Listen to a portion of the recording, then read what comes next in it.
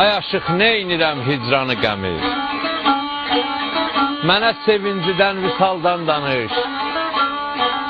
Neynirəm həsrəti, neynirəm bəmi? Haray çək, zil oxu, kamaldan danış. Söylə bu dünyanın neçədir yaşı? Söylə bu üzüyün neçədir qaşı? Söylə xumar gözdən axmasın yaşı, o dağlar gözəli maraldan danış. Həyat yaşamaqdır, ölməkdən demə.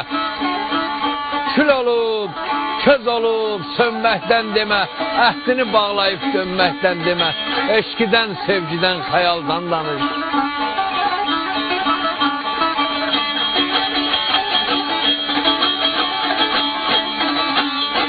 Mənə xəzəldən yox, çiçəkdən oxu. Mənə xəzəldən yox, çiçəkdən oxu.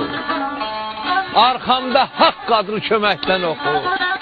Anam pişirdiyi çörəkdən oxu. Atamın qazancı halaldan danış.